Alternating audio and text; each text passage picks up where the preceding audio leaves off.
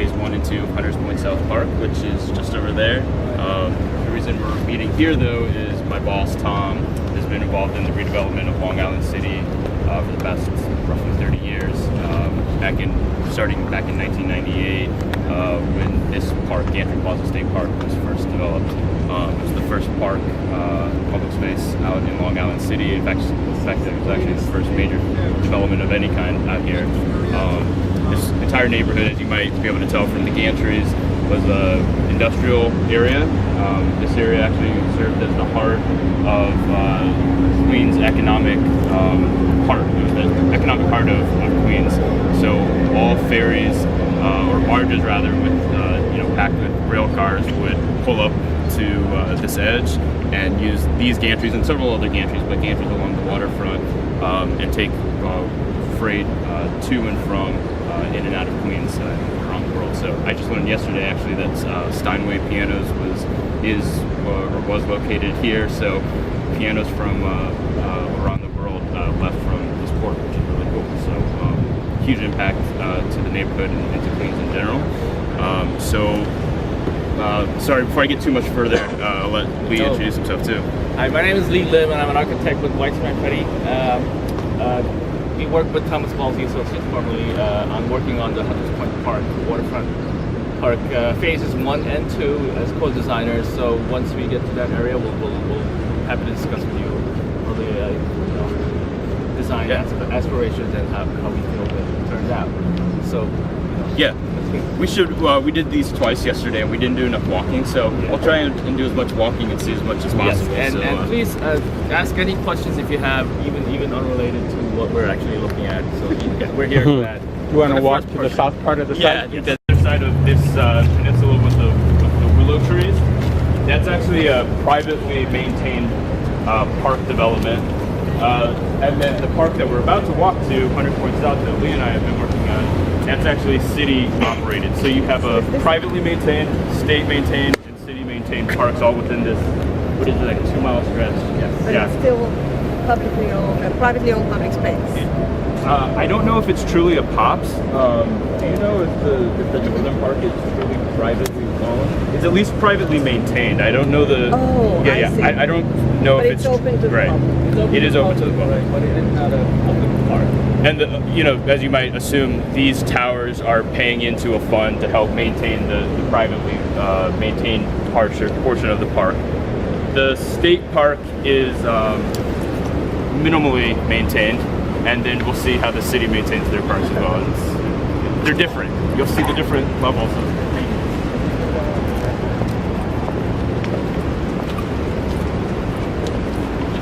Really, there's a lot of people who wanted just to get rid of the gantries. They were in a much different shape than they are today, but they were ready to get rid of them because they assumed they were going to be liabilities. But through a very tough process of convincing local officials and agencies, they were able to maintain the gantries and really become iconic for the neighborhood. It's really given Long Island City its name. You'll see that Long Island is painted on the front of it, so it's helped to Long Island didn't exist. This was the area that where bad things happened. Legitimately bad things happened in this neighborhood when it was just an industrial wasteland. So this helped give Long Island City a brand and gave it a home. It made this place a new home for the residents. So all the materials you'll notice are stainless steel or galvanized. These huge timber blocks and granite walls. Again, back in 1998, resiliency wasn't really a buzzword, but sort of inherently, because of the durable nature of the park, it's withstood it's at the time pretty well. There's definitely some areas that need some refreshing, but for the most part, for the fact that this area has flooded multiple times, it's done pretty well. Some of the pilings, they're historically in the same location. Okay. I think they had to replace the pilings, and the piers are new. fish cleaning station, which I think is interesting. I wouldn't recommend eating the fish from the East River, but If you can clean it. you can clean it. And apparently the East River actually has a really healthy fish population. So I just saw recently that there's a sign that they're going to do another fish count right here off these piers. So yeah, again, I wouldn't eat it, but fishing is actually a really popular sporting event out here. So. All right, so now but we just now transitioned and walked across the threshold into the city park. So we're now in Hunters Point South Park, and I'll stop talking for a little bit and allow Lita to chime in. Sure. So back in 2008, when Tom Balsey, Michael Manfredi, and Marion White got together to discuss this magnificent land that we're going to design, there were key things that we all had to sort of understand. Is that we wanted a seamless connection from Kansas State Park all the way down to the southern tip of this land, which is sort of the edge of Queens, and also to sort of bring the city into the park, and then get to the water's edge as much as possible. These are sort of concepts that we all agreed with, and we also wanted to create a great sort of continuous path even within our park all the way down to the end and looping back. And also there are bike paths, and we have several sort of tree-lined bike paths that sort of creates a sort of an edge to the park with special foyers at every cross street, which you'll see as we go through each one. And in this area, there was essentially we sort of connect the existing infrastructure and the bulkhead and the structures were sort of maintained, and we sort of needed the ways to sort of create interest in this area. For example, where there's all these existing structures that with a bridge connection. So we wanted to create this connection through gantry, and sort of this became sort of a secondary path, which was unnecessary. So this is where we removed some of the grills to create some little alcoves to get you to right edge of the water, and to create sort of moments at a park in an area which is not always the most interesting. But I think this is where actually people do sort of gravitate towards, which we're very proud of. Instead of having this, as you can see, this existing structure that sort of has to stay. That's part of the agreement for the park design. And also the planting, which Brian can talk about, it starts right here. You can see the difference in sort of a flavor of the planting as we enter the Hunters Point Park, where it's more modern and more sort of storm resistant to these areas. Yeah, storm resistant plantings, plants that are tolerant of the brackish water from the East River. They've done pretty well actually against the storm surge event. Specifically Sandy, they did fairly well. The park was actually still in construction when Hurricane Sandy hit. Phase 1 was still under construction, and there was actually very minimal damage or repairs necessary, which was a sign that it was well built. So let's actually head to the right here. We'll stay along the water's edge. So as Lee had mentioned, the existing concrete bulkhead, the Army Corps, as part of the permitting agreement, we weren't allowed to modify the bulkhead. So as much as possible, we tried to find opportunities to still get people out towards the water. So, Lee started mentioning like there's these elements, these overlooks that we've incorporated into the design. They look, I think they fit in really well, but this turn in the bulkhead was there.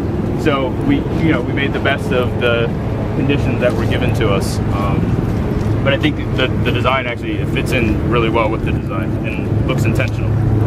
What parts are platformed and what parts are? You mean like cantilevering, or? Yeah. I think a lot of these are actually sitting directly on the bulkhead. I don't think there's many that actually cantilever. They're just retaining walls. Yeah. These follow the shape of the bulkhead, as you can see.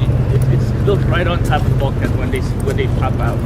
So you can see those fencing were actually built right onto the bulkhead to sort of maximize the park area for planting and access. Were there stones coming up there? Were those the rocks? The riprap. Was that since the storm, or was that original? we had to replace a lot of the riprap because they were not doing its job, which is prepared to protect the shoreline. So as part of the design was to sort of rebuild all the riprap work in phase 1, and also phase 2, where there's a lot more riprap repair. It'll be much more robust there. But here, because the bulkhead, sort of the riprap does a little less work. However, they still needed to be replaced, and you know they have been, but it's pretty seamless. It seems like it's been there a long time. Were there any environmental problems, like, turtles that you ran into with the bulkheads that you had to protect while doing some of this work, or anything of that nature? Nothing like that was reported in the original permitting report that was issued as part of the permit by the Army Corps of Engineers, who's really sort of their job is to protect the shoreline, and so they do a very intense report. We've met them several times. There was no reports that we're aware of. I think there's a little habit too, because this bulkhead is a vertical bulkhead. There's really not a lot of room for things to attach onto. So actually, some of the stories that we talk about sometimes are the riprap that was added. It's actually more of a horizontal distance than was originally there in place. So it's actually doing a couple things. It's potentially providing some room for habitat, but it's also that horizontal distance is actually allowing for the wave action to dissipate before it hits the vertical wall. So doing sort of double duty. You want to talk about the foyer? Sure. So the original intent of this, you can see the cross streets coming through all the way to the edge of the park, and this is sort of the widest point where we can really leverage the space and make it an urban park, sort of that's an extension of the city. As you can see, this is the little rail yard landscape feature that sort of evokes the historic past of the rail connection to Manhattan and to the mainland. And this also divides sort of the active areas where we have the dog runs, 2 dog runs for the community program, which was part of the original program, and also a playground and a ball field. So it created a way to for us to divide the 2 different types of programming for the park. And let's not forget, this is a community park after all, and it was built for the community. And since then it's become sort of it won a bunch of awards, and it's become featured, and it's become a global destination, and it's become a very popular spot for sort of internationally. So it sort of does both. That was always our intention, to make a community park become more of a sort of a global park. These canopies, painted steel canopies with 8-inch pipe columns that are induction bent. It's sort of, it's very playful to provide shade for the playground and also for the dog run, which was also something that the community really asked for. It was more shaded spaces, lots more trees, and it's this area in particular has become a very lush and provides a lot of shade for the community. Any questions? Hey, Bill. Hey, how are you? Take a little break. This park actually gets used a lot for advertisements, so it's not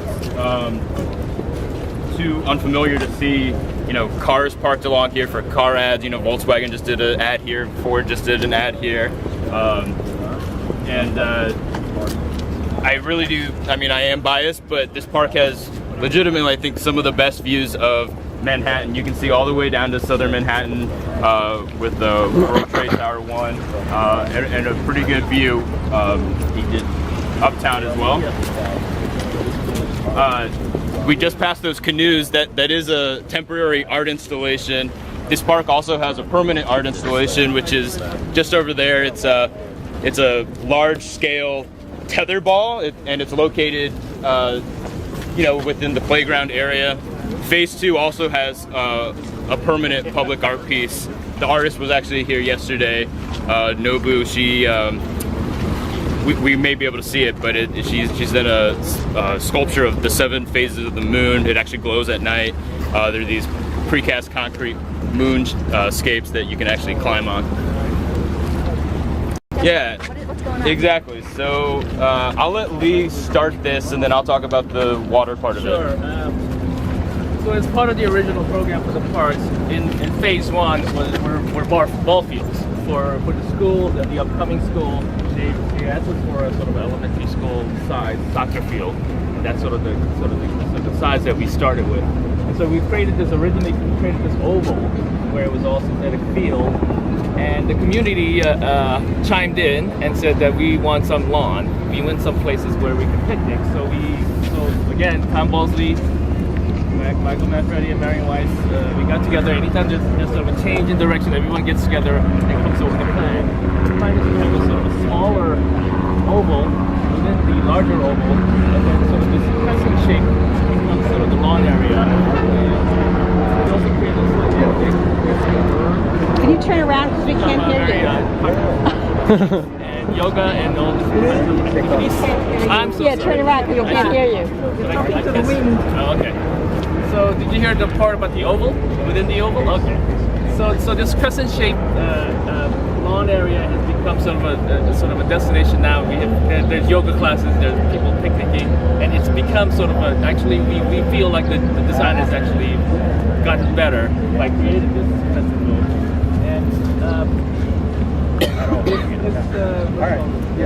That surrounds the oval, sort of also connects the required ADA access to the field from the foyer, where there's different demands and community demands. So, obviously a community park needs a big multi-purpose field. But in addition to just providing recreation, passive or active recreation, this lawn is actually designed to flood during storm surge events. So if you can kind of tell that there's a slight pitch to the lawn. So this is actually accepting storm surge water into the lawn. The back seat wall is providing a last line of defense or a barrier to sort of trap that water and detain it here. So it does have the ability to drain. And then because of its natural pitch, the surface drainage also is pitching back towards the river's edge. Because it's synthetic turf, it's drained 365 days a year. Little maintenance, it does get broomed and with a leaf blower cleaned up, but you don't have to mow it. And because of the brackish water, the synthetic turf really isn't being affected by salt water as natural turf does. So it's actually been this compromise to change it to synthetic turf was actually a really great outcome from the process. Yeah. So as a segue to the stormwater retention idea, is the pavilion, which has the park maintenance building, office, public restrooms, and a cooking cafe for a vendor that leases a space from the Parks Department. So the canopy does three things, which were only one was required in the original program, is to provide shade for the people who come to the park. And so it provides a large area of shade, and it also captures the stormwater, and all the water is funneled into the building and it's fed into the bioswale to forms that balance the park. And it also has 48 PV arrays and has the option to add more, that unfortunately I haven't yet, to power the entire park throughout the year. Well, minus the vendor, because obviously the cafes are not going to allow it. So that, those are sort of the pluses that we got from providing this canopy. And as we get a little closer to the building, we'll talk about sort of how the building is going to get the LEED silver status. Unfortunately, the paperwork is tied up, but anyway, that's another story. This way? The wooden planters you see here. So, look at our websites for the beautiful photos of what it looks like. Absolutely. Don't we all feel that way about it? All the footings for these canopies were installed, and the CME walls for each of the buildings were installed. And Sandy came, and the water was about 2 feet above this grade. And then essentially at the next construction meeting with the Galvin Brothers contractors, we asked him what kind of damage did you suffer. He said we lost a couple of tools and we lost 2 weeks. So it was a pretty amazing thing. And the footings that are in some cases 3 feet deep, that we at the time we felt it was unnecessarily over-engineered by AIA.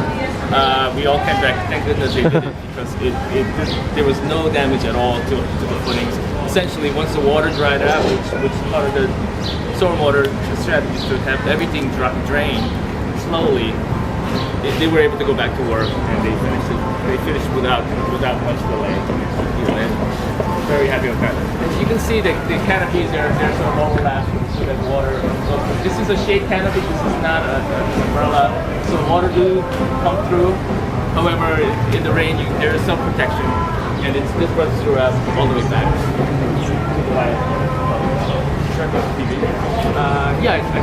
Yeah, the PV arrays are up here. You can't see it. You can see it from the top of the buildings.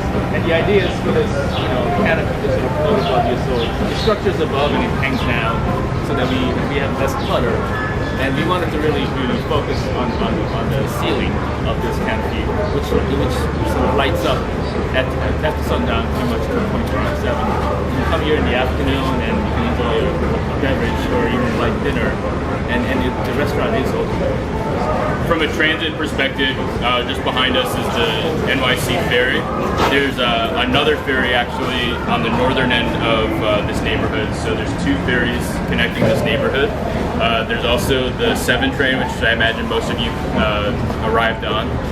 There's the city bike, the bicycle care program. There's several docks within the neighborhood, and at one point I know that they were vying for added bus service down Center Boulevard, this road that runs parallel. I don't believe that's been approved yet. I think that's probably on hold, but I would imagine as you see this open sky area, there will be several new towers going up in this area. There's 5 new parcels that are being developed in association with the construction of Phase 2 of Hunters Point South Park. So we're in Phase 1. Phase 2 literally is opening today. So I don't know if it's quite open yet. The fence is down, but I think we should at least head that way. We can see beyond the fence. You'll be amongst the first public to see it. So. Yeah, so Phase 1 you can see is, I would say, in contrast to Phase 2, it's heavily programmed. It feels like a community park. There's a new school, new residents, so it had to fulfill or check a lot of boxes to have public amenities for the community. You'll notice as we get to Phase 2, Phase 2 is imagined as much more pastoral, natural landscape. Some other differences is that you can actually get down and physically touch the water in a few locations in Phase 2. Remember, Phase 1 we were confined by the bulkheads, so we weren't allowed to cut away at the bulkheads, so there are a few opportunities to get us down towards the water or close to the water. In Phase 2 we've really, every possibility we had, we tried to get people as close to the water as possible. There's no bulkhead, there's bulkheads, riprap, but they were designed in a way that we actually built paths on bulkhead revetment walls. So on either side of you, you either have, you have the East River on either side of you at these revetment walks. So you're sort of walking on the East River, which is really cool. So here's a photo. Here's a recent photo taken last week of the entire park. As you can see, some of the features in Phase 2. Unfortunately, we can't release these photos just yet, but they're going to be made public, and the park will be accessible. But as you can see, sort of visually, the difference between Phase 1 to Phase 2, and really Phase 2 sort of creates a nice balance to Phase 1, which I think is sort of completes the park. So I think we're very fortunate to have this happen, and the tour will come through. Hopefully, some of you are local, so you'll be able to enjoy it very soon. So let's walk, but Lee brought up the good point, and I'll just mention it because it's such a good idea. The ferry only costs $2.75. It's the same amount as your MTA subway. It's a different card you have to buy, a different ticket. You can't use your MTA card. However, it's only $2.75. It'll take you all the way down to Wall Street. There's 4 or 5 stops in between. So it'll take you to Williamsburg, Greenpoint, Brooklyn Bridge Park down in Dumbo by the Brooklyn Bridge. It's the best $2.75 you can spend in New York, especially on a day like today. So I would encourage you. The free Staten Island ferry might be the better deal. Is it often? The third? Is it often? If you also notice the amount of wave action that happens along the East River, it's a lot, and it just came from this one ferry boat. So the need to protect the shoreline is extremely important. this is we're even at a lower tide right now. You can see how high the water usually gets at high tide. So even at low water or low tide, the amount of wave action is pretty high. So you can only imagine during a high tide event the amplitude of the waves.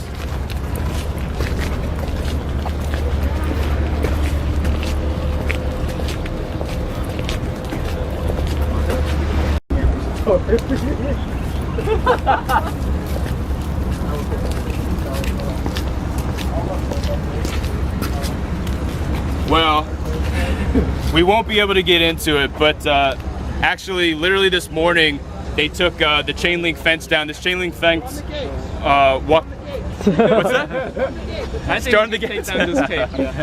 This chain link fence has been up though for the past 4 years. So the majority of the public hasn't really been able to see past into phase 2. So this is actually a really cool opportunity for you guys. I think they literally might be opening it in potentially 10 minutes, but yeah, sometime today. So they're finishing some things up for public safety, making sure all the railings they're in. They still have probably a couple weeks to finish everything. But if you came back later today or this week, you can probably get in. So this area directly to your right, this used to be a peninsula. A lot of the shoreline is what was given to us on day one, but this was actually a peninsula, and you can see it's we've tried to turn it actually into an island. Yes. I don't think any bodies were officially uncovered when they because they have to take off 3 feet of the topsoil for the construction, and nothing was reported. There's no bad luck. You mean they didn't find Jimmy Hoffa? I did not. No. What Hi, interesting? how are you? Hi.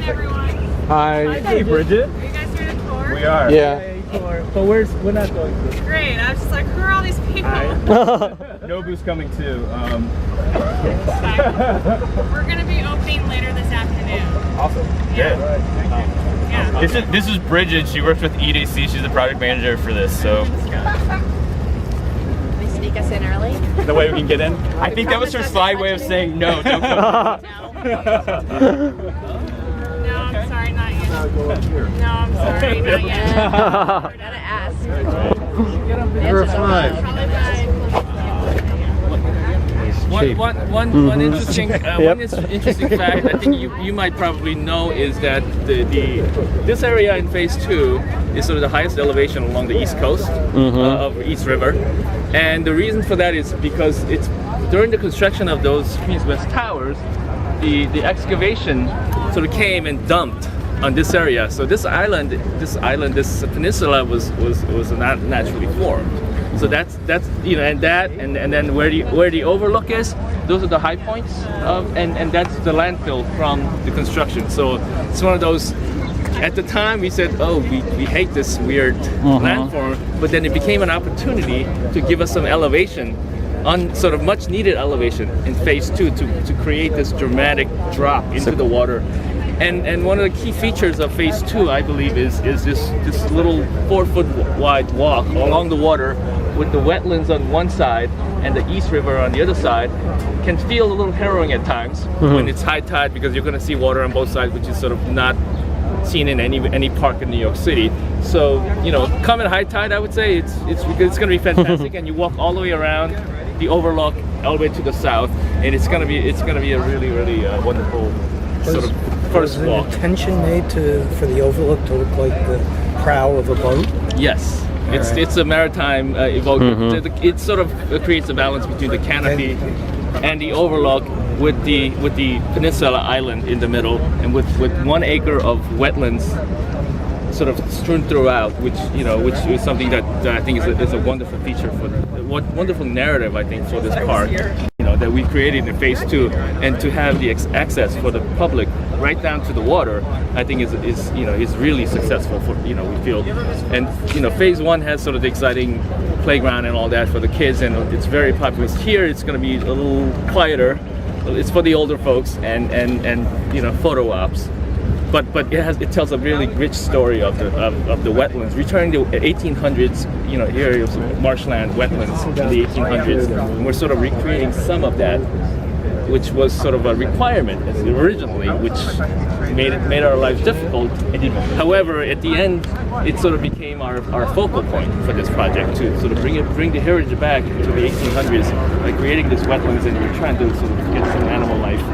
You know, it also does a lot of things. I'm sure everyone understands what key role wetlands play in cleaning the water and providing habitat, you know, for animal life. There's a tower for the Queens Midtown Tunnel, and you know I got the cue from Brian that there's one on the other side as well. You see it right over there. So if you draw a line from that one to that one, the Midtown Tunnel actually falls right underneath this whole project where the lawn is, and it's really important for many different reasons. First of all, we're actually standing in a transportation hub. That Midtown Tunnel is the most used way of getting into Manhattan and Long Island. People use the 59th Street Bridge, but most people won't, especially if you're a local, because you know that the traffic is unbearable during rush hour. So you get into the Midtown Tunnel. For those of you that want a shortcut, you know, during rush hour to get into the Midtown Tunnel, you get off at Greenpoint Avenue, you go around Borden, and then Borden, you go all the way down to the Midtown Tunnel, then you go east underneath the Midtown Tunnel, and then you save yourself about 30 minutes. So if you want more information about that, I'll tell you later, but it's a really great thing, courtesy of Waze. The other thing that I want to mention is that the Long Island Railroad ends over here. There's a big yard over here. The Montauk line actually terminates over here. So you have a lot of transfer from the Long Island Railroad to the 7 train, Hunters Point, and so forth and so on. It's a shame that this is not a 4-hour tour, because if it was, I would take you into Hunters Point per se in the historic district. If any of you are interested in that, I could stay a little bit later and I could take you into that area. It's really fascinating because these buildings are from the 1800s, 1890 to be exact. And there's a small area, like a 2-block area, that's called the Hunters Point Historical District, which is a complete contrast to what's going on over here. But you see some of the nicest architecture over there. There's a beautiful police precinct, there's a fire station, there's a lot of great... how many are into historical preservation over here? Anyone? You are? Yep. Okay, I saw a few heads bopping, and a few heads are like, all right, let's just go see the high rise. but anyway, so I want to introduce, worth noting at least. So this is like the midpoint of our tour. We're ready to go to the building. So do you have anything else to add? No, I think that's it. We'll talk a little bit more at the probably Good morning. Good morning. Okay, so I see from the press. No, You guys are waiting for... we're trying to get in, but they're not letting us in. Because the ribbon cutting is not today. Yeah, we're not trying to get into the park. We're stopping here and we're gonna head back this way. I see, okay. Unless you can give us special permission to get in. I can't, and I'm going to tell you why. They're still doing some work on the inside, and there's a lot of trip hazard. Right. So for your safety, they are trying to keep it closed until they fine-tune everything. And what is your name? What's your role in this project? That's my site. I'm the gardener. Oh, all right. All of that beautiful thing is mine. Yay. So, We're from the AIA. This is a national convention. okay. Some of us, this one guy came all the way from Dubai. I don't think they know what the AIA is. They'll tell what the AIA is. However, Not please acronym take note familiar. of locations that they have fenced off, or they have any yellow, anything going on. Do not enter, because it's incomplete, or there are things that they're trying to work on. Some of the slabs that they have in are not properly screwed in because they still have to do some work there. So if they do let you in, do not go into certain sites that they have cordoned off. So what time do you think they'll let us in? Like I said, they're still doing their stuff, so maybe about lunchtime. Lunchtime, all right. Maybe. It's a maybe. It's not a guarantee. these tapes When they move it, then you can go in. I have a scissor. I can make the tape.